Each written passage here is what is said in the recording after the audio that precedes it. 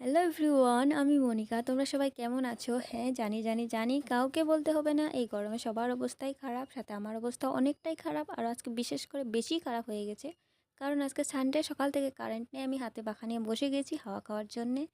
এই গরমের সময় যদি কারেন্টটা না থাকে তাহলে কীরকম বিরক্তিকর লাগে বলো তো।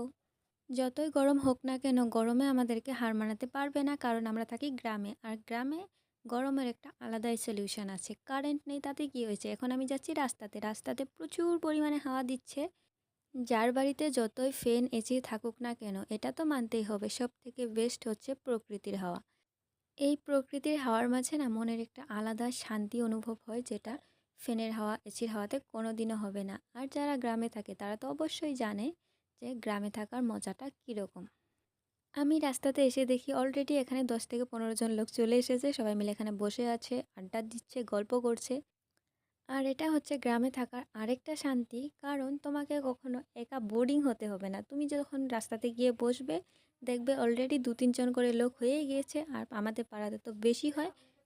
আর আমাদের বাড়ির সামনে তো এরকম আড্ডা সবসময় হতেই থাকে, গরমের দিন আরও একটু বেশি হয়। গরমের দিনে সকালবেলা বলো, বিকালবেলা বলো, রাতের বেলা যদি কারেন্ট চলে যায়, রাতের বেলাও এখানে আড্ডা শুরু হয়ে যায়। তো যারা যারা গ্রামে থাকো তারা তো অবশ্যই জানো গ্রামে থাকার শান্তিটা কীরকম। তো আজকের এই ভিডিওটা এই অবধি, সবাইকে টাটা। আর হ্যাঁ, তোমাদের এখানে গরম কীরকম সেটা কিন্তু অবশ্যই জানিয়ে যেও। Bye bye.